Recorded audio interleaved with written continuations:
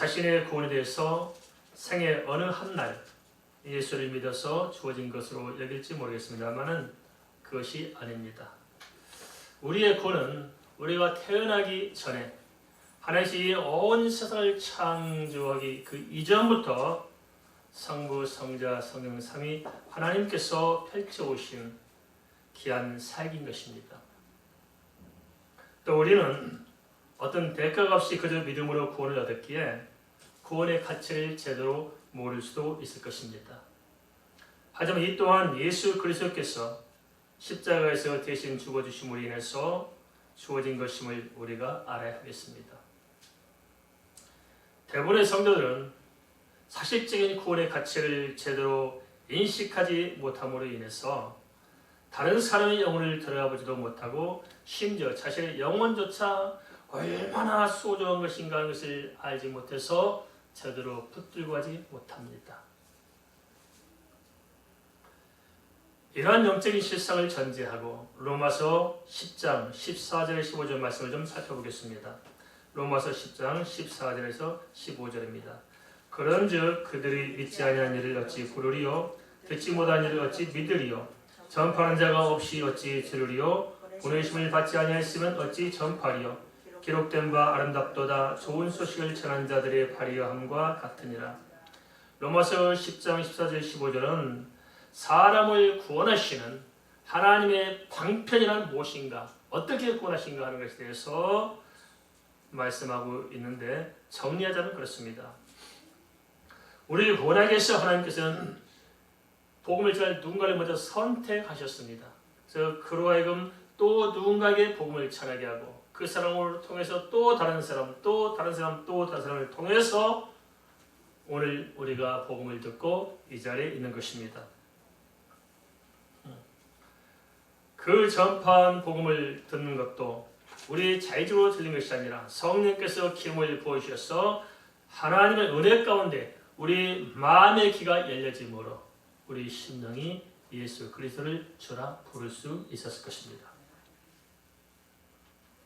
우리의 구원은 그저 은혜로 주어졌기에 사람의 입장에서는 그 가치를 느낄 수 없을지 모르지만 그러나 우리의 구원은 하나님께서 보자면 예수 그리스도의 그 모진 십자가를 축으로 시간과 공간을 초월한 하나님의 오랜 섭리와 하나님의 오랜 경륜의 결과인 것입니다. 그러기에 우리가 받은 구원의 가치는 그 무엇과도 비교할 수 없는 하나님이신 예수 그리스도의 생명만큼 존귀한 것입니다. 이런 걸 생각한다면 우리 자신이 얼마나 보배로운지 모릅니다. 우리가 얼마나 소중한지 우리 자신의 가치를 좀 우리가 알았으면 좋겠습니다. 우리는 우리의 소유가 귀한 것을 생각하고 소유를 바라보고 살지만은 하나님은 아닙니다. 하나님은 우리 자신의 본질적인 가치를 보고 있는 것입니다. 의복이 중요합니까? 생명이 중요합니까? 생명이 중요한 거지.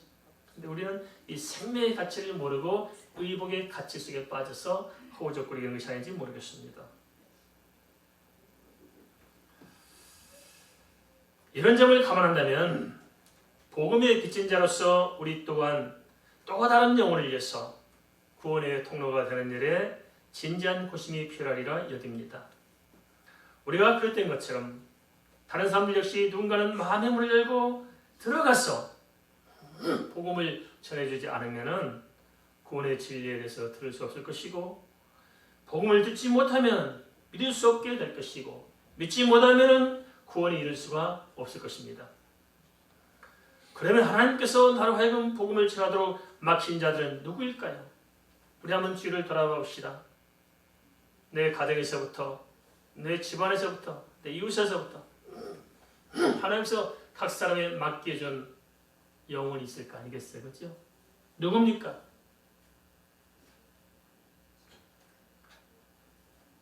에스겔 3장 6절에서 밝힌 대로 하나님께서는 파수꾼의 사명을 우리에게 말씀하셨습니다. 파수꾼이 나팔을 불지 않아서 그 생명이 죽는다면 하나님 그 생명의 값을 누구에게 찾습니까? 파수꾼에게 찾습니다.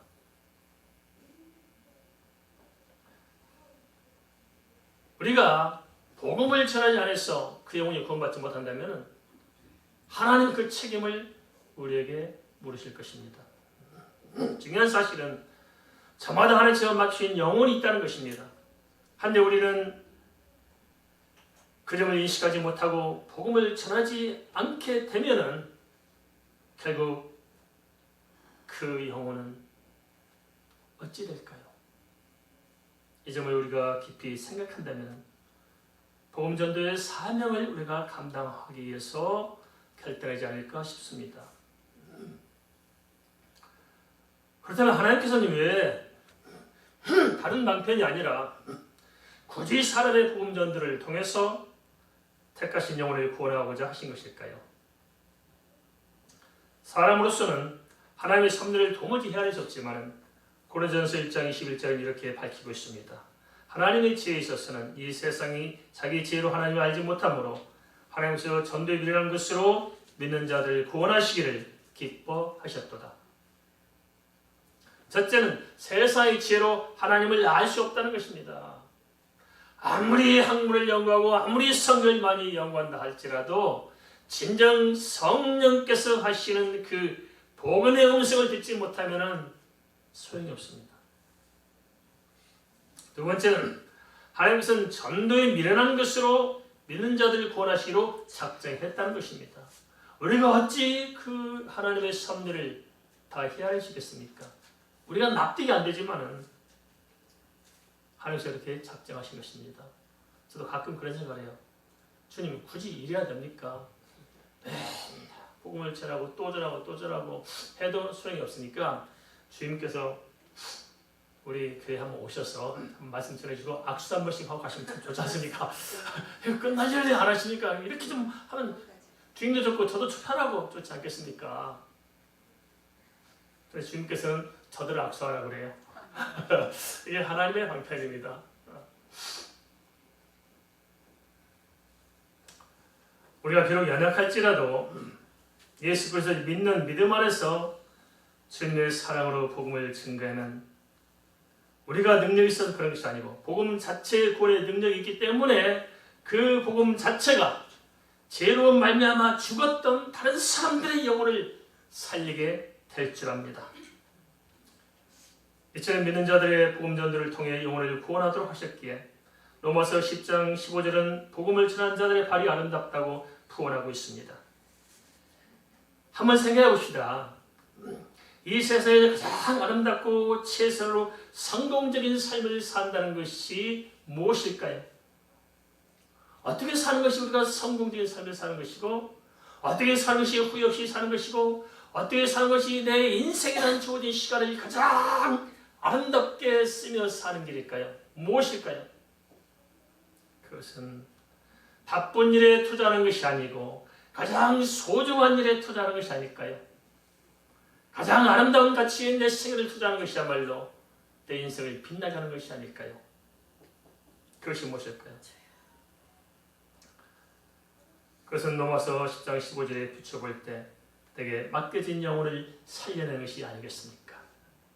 영혼을 살려내는 것.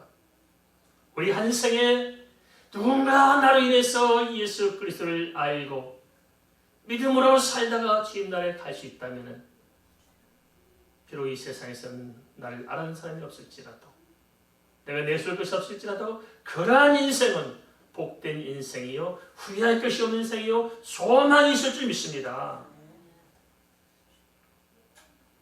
그러기에 다니엘서 10장 3절은 그런 사람을 가리켜서 별같이 영원토록 빛나리라고 선언하고 있습니다. 선교 현장에서는 빵이 우선이냐 복이 우선이냐 논쟁이 있을 수 있습니다. 그리고 세상적인 관심은 자꾸 빵은 앞서면서 복음은 뒤로 빼는 경향이 있습니다. 그렇지만 그런 사변적인 논란에 우리가 휩쓸 필요는 없는 것 같습니다. 왜냐하면 빵 속에 복음을 담으면 되잖아요. 안 그렇습니까? 빵 속에 복음을 담으면 되는 것입니다. 빵이라는 사랑 속에 복음이라는 구원을 담아서 주면 얼마나 좋을까요? 이렇게 예수 믿기 전에 목사가 되기 전에는 별로 돈의 가치를 몰랐거든요. 또 돈을 벌려면 얼마나 벌 수 있는 기회도 많았고. 목사가 되고 나니까 제 입에서 하는 말이 돈 이야기를 많이 하대요. 제가 잘 먹고 잘 살는 것이 아니고 너무너무 안타까운 거예요. 너무너무 안타까운 거예요. 이 상황방에서 너무너무 안타까운 거예요. 정말 하나님, 돈인 사람은 마음이 없고 마음이 사람은 돈이 없고 그죠? 어찌하면 좋을까 하나님. 맛있는 빵에다가 복음을 담아주면 참 좋을 텐데. 그래서 참 우리 종교에 참 감사합니다. 어려운 중에도 이렇게 최선을 다해서 우리가 선교를 감당했다는 것이 참 가슴 벅찬 감동으로 남습니다. 문제는 복음 전도 현장은 가장 치열한 영적 전투의 현장인 것입니다. 로마서 10장 16절은 전도 현장의 어려움에 대해서 이렇게 피력하고 있습니다. 그러나 그들이 다 복음을 순종하지 아니하였도다. 이사야가 이르되 주여 우리가 전한 것을 누가 믿었나이까 하였으니. 로마 10장 16절은 이사야 53장 1절 말씀을 옮겨온 것으로 복음을 순종하지 아니했다는 말씀은 사람들이 전판 복음을 듣지 않고 믿지 않았다는 거예요. 복음은 그렇게 전하는데 듣지도 않고 믿지도 않고 심지어 복음 전하는 사람을 죽이잖아요. 사단도 발악을 하잖아요.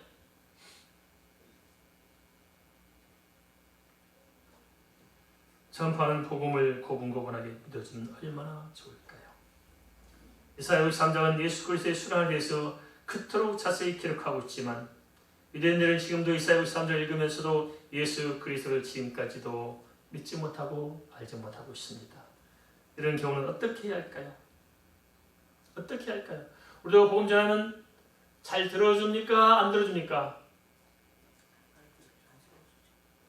잘 들어준다면 대한민국 벌써 다 복음화 됐죠. 누가 안 들어줍니까? 그 연수 같은 신랑이 제일 말 안 들어주죠.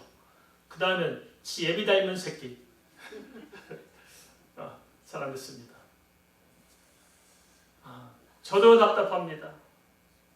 제 아들 형제가 5, 딸은 3이고 아들 형제 5인데 하나는 죽고 4이 남았는데 넷 중에 3은 목사인데 하나는 우상 숭배하고 있습니다.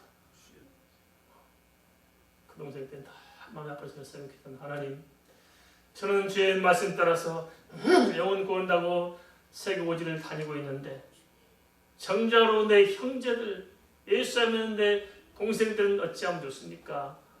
목사가 3이나 되는데 목사 3이 예수 믿는 4명을 당연할 척하니 없네. 지독이 말을 안 들어요. 어떻게 해볼 수가 없네. 어쩌면 좋아요. 제가 하나님께 하나님 내 형제들을 어쩌면 좋습니까? 저들이 모르는데 어떻게 하면 좋습니까?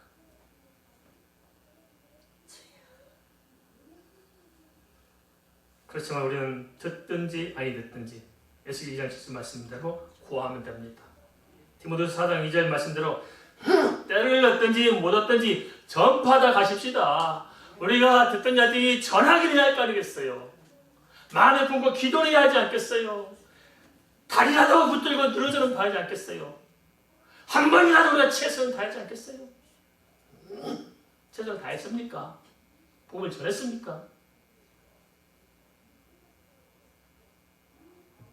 구원의 주관자는 궁극적으로 하나님이시지만 우리의 목숨은 전하는 것입니다. 구약시대나 신약시대 사람들은 참 희한하게도 인생의 본질적인 구원에 관해서 그토록 자세히 알려주고 있음에도 불구하고 그 말씀을 순수히 받아들이는 사람이 없다는 거예요. 그러면 예수 그리스도가 믿어지고 사도신경을 의심 없이 고백하는 사람들은 인생의 근본적인 한계 상황에서 이미 해방된 것이 아니겠습니까? 예수 믿은 것으로 우리는 이미 다 얻었습니다. 믿습니까? 인생 문제 끝난 거예요. 예수 믿은 것이면 진리를 자유한 것입니다. 소망이 있는 것입니다. 까짓건 인생에 더 이상 바랄 게 뭐가 있습니까? 우리 인생의 패러다임 자체가 바뀐 거 아니겠습니까? 오늘 이 시대에도 얼마나 많은 사람들이 다른 구원의 길에서 파워인지 말할 수 없습니다. 한 자료에 의하면 세계 80억 인구, 현재는 80억 정도 추산하는 것 같아요. 그 인구 중에 기독교 인구는 12억 정도입니다. 12억. 그런데 가톨릭은 13억, 이슬람은 18억. 이슬람은 낳고 또 낳고 무조건 낳고 날 수 없어 낳고 해가지고 18억이 됐어요. 기독교인들은 웬만하면 안 낳고 살려고 그래. 60 넘은 사람들까지 60까지 제한이 하나 더 낳고 운동할까요?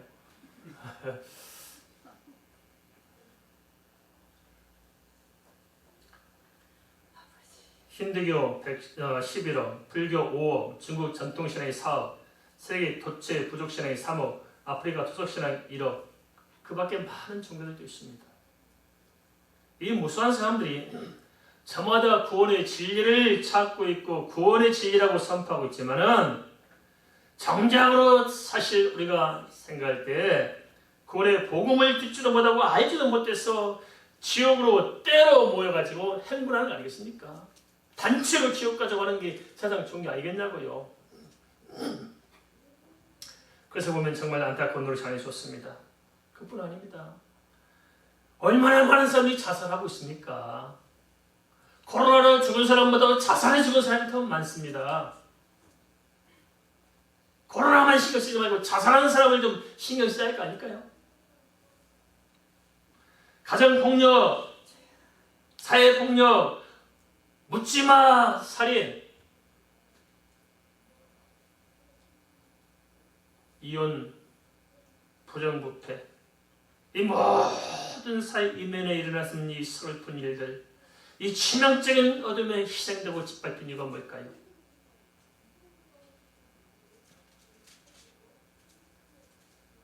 도대체 이들을 어찌할까요? 어떻게 하면 단 한 생명이라도 그 영원한 불못에서 건져내서 천국 백성을 만들 수 있을까요? 우리가 뭐 전도한다는 게 뭐 무슨 빈자리 채우자 그런 거 할 거 없어요. 빈자리 안 채우면 어떻습니까? 그죠? 상관없어요. 저도 개인적으로 뭐 이렇게 크게 할 생각이 없습니다. 그걸 안 먹었으면 제가 뭐 천국 올 때 다 가면 돼요. 그런 게 중요한 것이 아니고, 그리고 뭐 예형적이 중요한 것이 아니고 본질이 중요하지 않을까. 하나님과 나 사이에서 무엇이 소중하고 내 인생의 진실성이 무엇인가를 찾아가는 게 필요하지 않을까요? 찾아 예수님 산다는 그런 거 아닐까요? 그죠?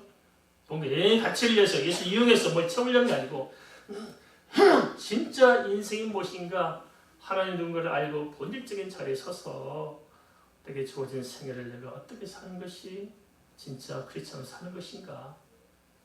그래서 우리가 고민한다면은 우리가 뭐 이렇게 다른 것 같은 것보다도 참 소중한 영혼들을 돌아보면서 또 한 생명 한 생명을 주 앞에 세우는 것, 그것이 정말 가치 있고 소중한 것이 아닐까요? 저는 그런 생각을 했었습니다. 워낙 가난한 시골 깡촌에 태어나가지고 그냥 뭐 굶는 것을 밥 먹듯이 하고 살아왔기 때문에 하나님 저 좀 주면서 살면 좋겠습니다. 정말 좀 마음껏 좀 베풀며 살면 좋겠습니다. 근데 저는 가진 것이 아무것도 없네요. 하나님 마음껏 주고 싶은데 가진 것이 아무것도 없네요. 오늘 그래도 하나님 기도의 사람 좀 베풀며 살게 해주세요. 좀 마음껏 제가 후련하도록 그냥 무함대로 좀 베풀게 좀 하나님 내 인생을 좀 만들어달라고 기도했거든요. 그냥 목사가 됐어요. 하나님 저는 가진 게 아무것도 없는데 내가 세상에 대해서 베풀 게 가장 많이 가지고 있다는 거예요. 그게 뭐가 있더니 복음이네요. 복음. 할렐루야. 그런데 지금 제 인생이 그렇게 됐어요. 온 세계 지구촌에 복음을 전하고 제 책이 한 7개의 나라 말로 번역이 되어가지고 10권 책이 다 지금 번역해가고 있습니다. 복음. 할렐루야. 이게 참 감사해요. 우리 종교가 지하실 처박힌 교회지만은 우리 성도들이 같은 마음 가지고 이 같은 믿음으로 같은 삶으로 이렇게 섬기고 있다는 것이 참 감격스럽습니다. 로마 10장 17절에는 구원의 방편에 대해서 명확하게 선을 이렇게 그어주고 있습니다. 그러므로 믿음은 들음에서 나며 들음은 그리스도의 말씀으로 말미암느니라. 인생의 근본 문제는 예수 그리스도를 만나지 못한 탓이 아니겠습니까? 그런데도 구원은 예수 그리스도의 순전한 십자가 복음밖에 없음에도 왜 사람들은 믿지 못할까요? 안타까운 것은 기독교라는 사람들조차도, 기독교라는 울타리 안에 들어와 있는 사람들조차도 이단들이 왜 그렇게 많이 득실거리고 이렇게 많은 사람들이 그냥 예수를 이용해 뭘 생각하지 예수 안에 내가 변화되고 주님의 삶을 품지 못할까요? 왜 진정으로 건너지 못하는 것일까요? 왜 무늬만 크리스찬으로 행세하고자 할까요? 왜 교회 안에서조차도 강투 전쟁을 지어야 되고 왜 교회 안에서조차도 돈 노름을 해야 되고 그런 것일까요? 안타깝지 않아요? 구원의 기회를 주었음에도 하나님 면제조차 그렇게 산다면 우리가 무슨 소망이 있겠냐는 것입니다. 진짜 예수 그리스도를 만났습니까? 거듭났습니까? 인생의 목적과 목표와 방향이 바뀌었습니까? 진짜 주님을 만났습니까? 고민합시다. 이사야 55장 3절은 하나님을 따르는 모든 사람들 향해서 이렇게 선포하고 있습니다. 너희는 길을 기르고 내게로 나와 들으라. 그럼 너희의 영혼이 살리라.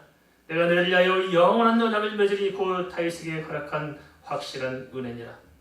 구원의 길은 다윗이 허락한 확실한 은혜인 예수 그리스도밖에 없는데도 왜 모를까요? 누군가가 진정으로 다가서서 제대로 된 예수의 사랑과 진정한 예수의 복음과 영원한 예수의 소망을 전해주지 못해서 그런 것은 아니겠습니까? 다른 사람들은 그렇다 치고 이 사실을 모르는 우리의 부모, 형제, 일가, 친척, 이웃, 내가 살아가는 사람들을 생각하면 안타깝지 않습니까? 참 아쉽게도 인생살이는 결코 재수, 삼수가 없습니다. 재수가 있다면 좋잖아요. 그렇죠? 재수, 삼수가 없어요. 그리고 우리는 내일 일을 모릅니다. 언제 이 세상을 떠날지 말할 수 없습니다. 간혹가다 제 동기들도 세상을 떠나는 사람의 소식을 듣습니다.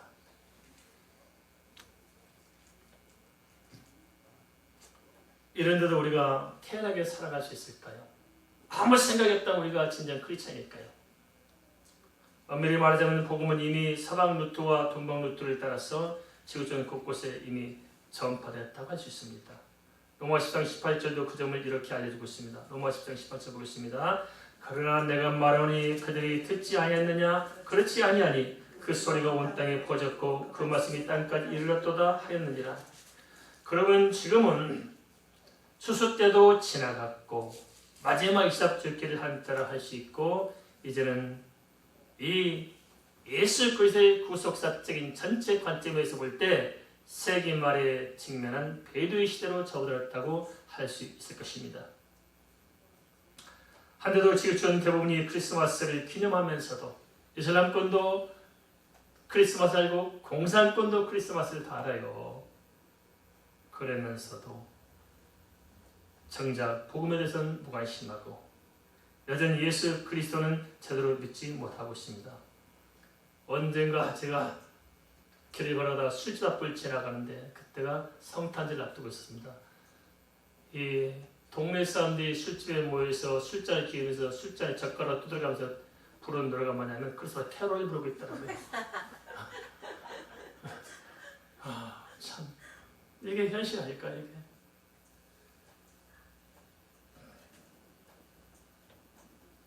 고린도서 1장 22절은 유대인은 표적을 구하고 헬라인은 지혜를 찾았다고 언급하고 있는데 실상은 유대인들은 예수 그리스도의 십자가와 부활과 승천을 목격하고도 여전히 표적을 구할 뿐 믿지 못했고 헬라인은 구원의 신 예수 그리스도의 복음을 듣고도 진정으로 그것을 알지 못했습니다.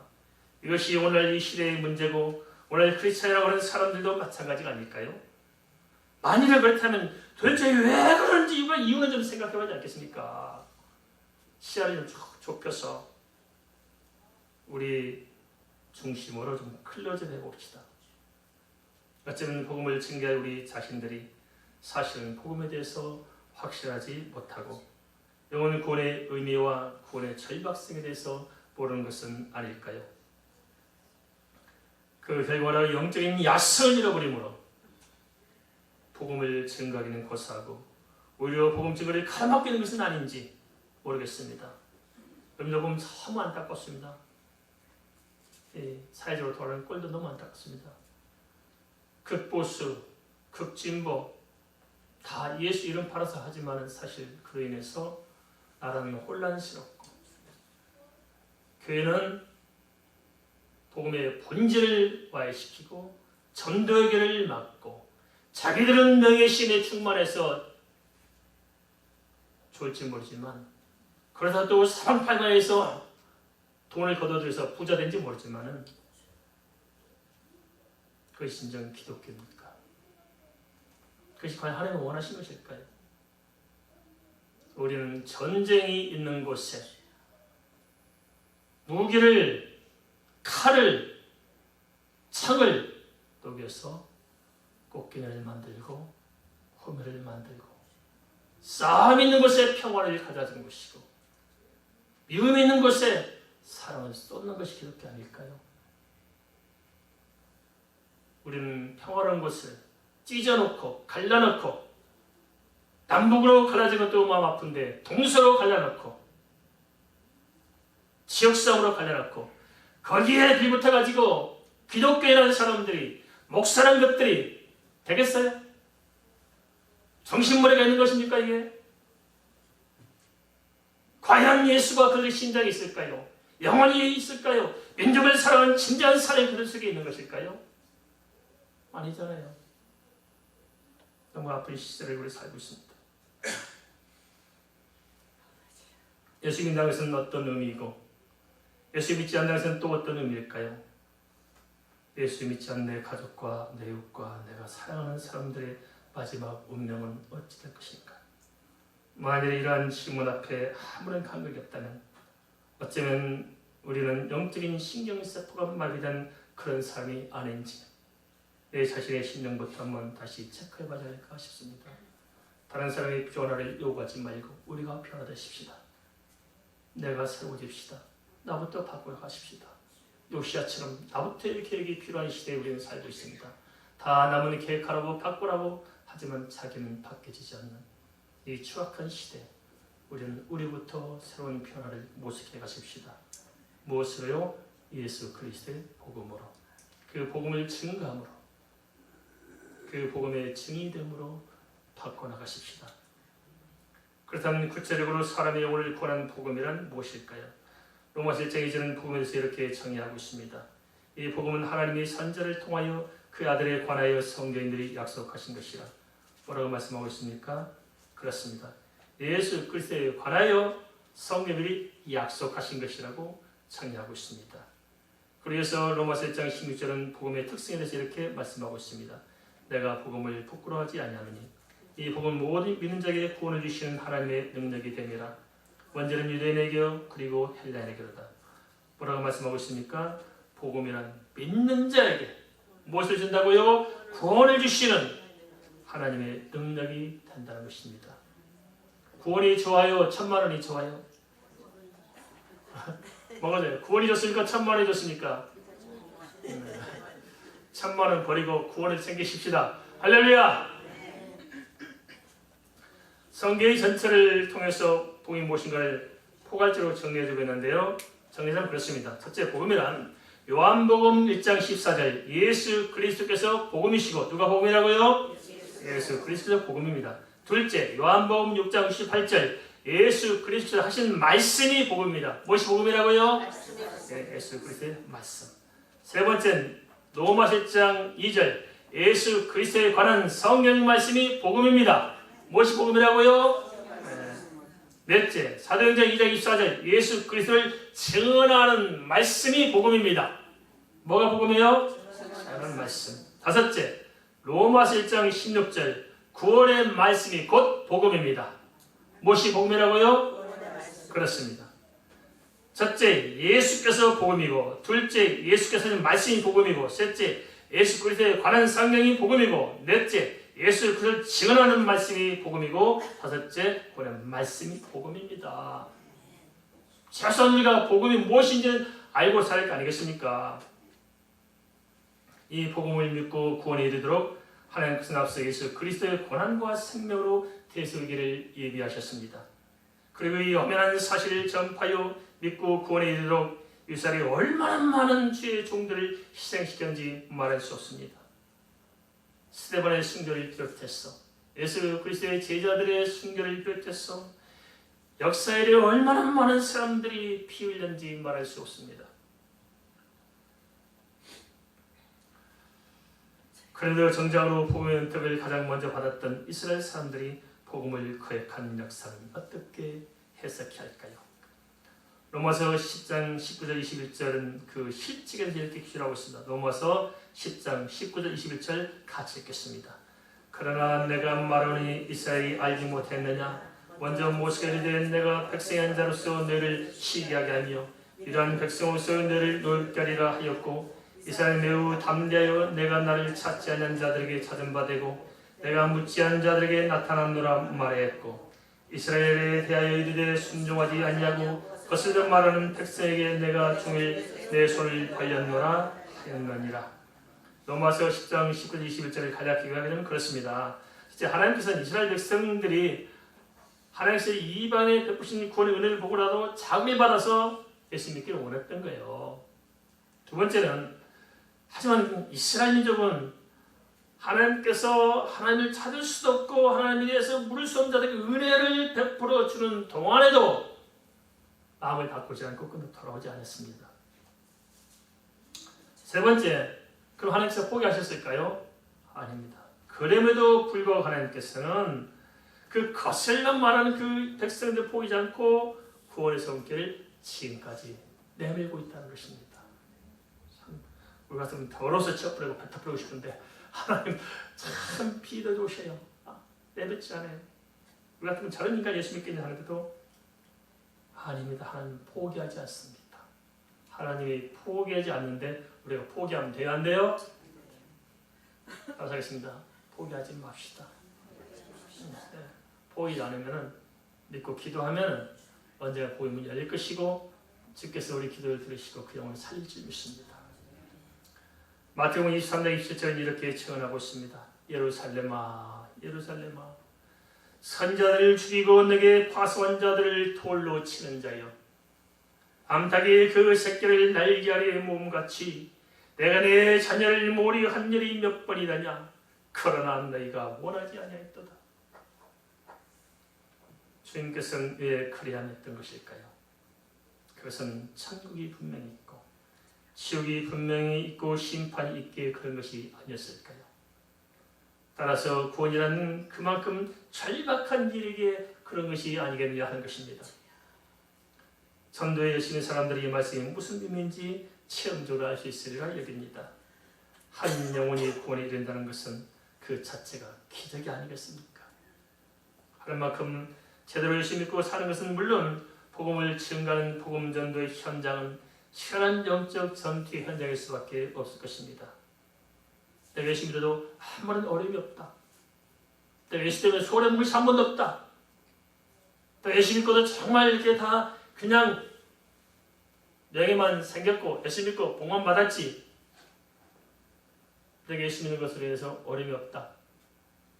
그게 신앙생활 잘하는 게 아닙니다. 알겠습니까? 그거 잘하는 거 아닙니다. 세상의 종교들도 복 달라고 기도하고 살아요. 그죠? 우리가 다른 게 뭘까요? 크리스찬들이 다른 종교들과 다른 게 뭘까요?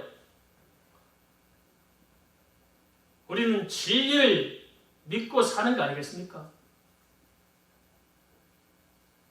그런 방식으로 우리가 기독교를 이해한다면, 그런 식으로 우리가 성경을 대한다면 우리는 종교이지 하나님의 사람이 아닌 거 아닐까요?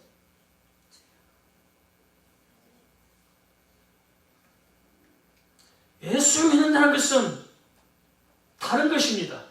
동의하십니까? 다른 거예요.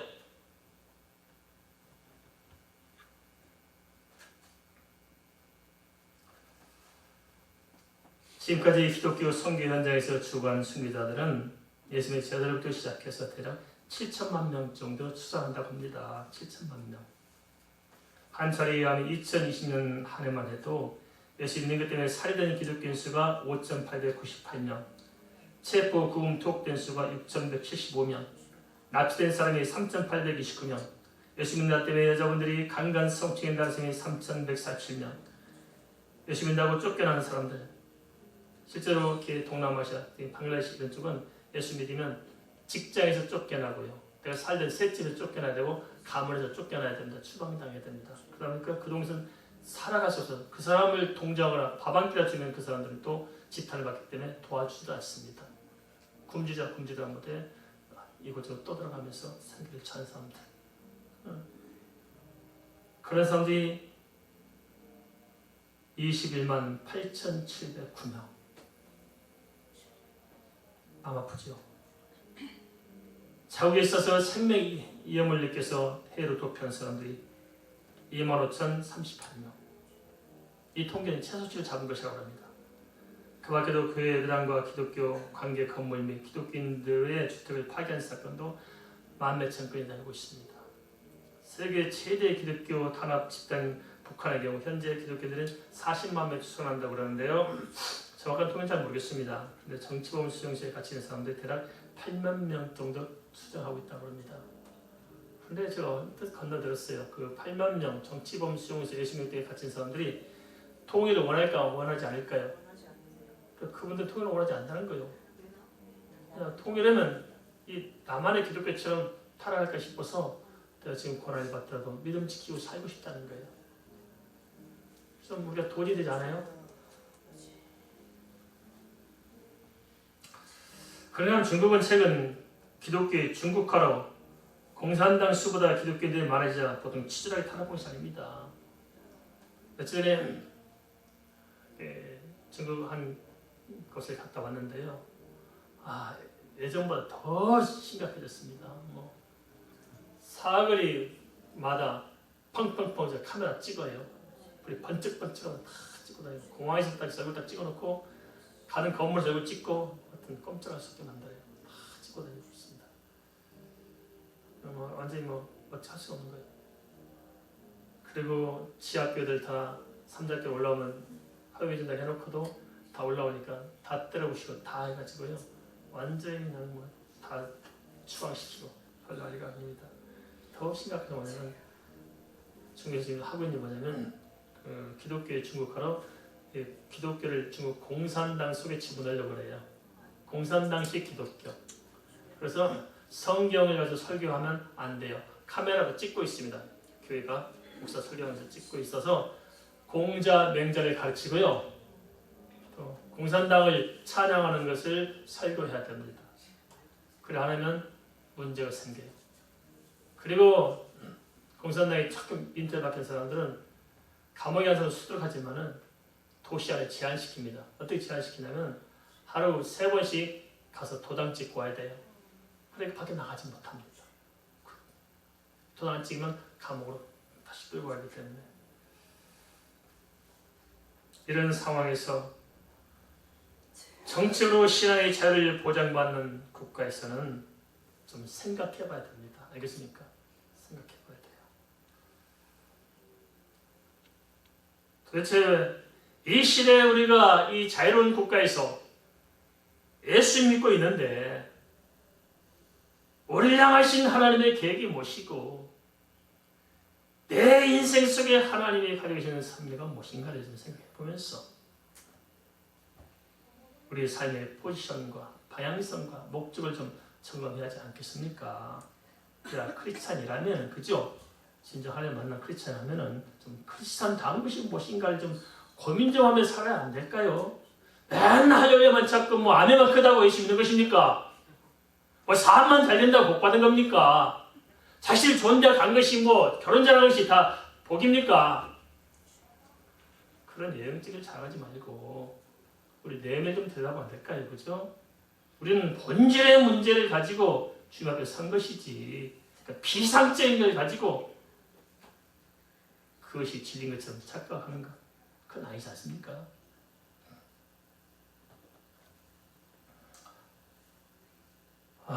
세계 곳곳에서 얼마나 많은 사람들이 애통하는지 모릅니다.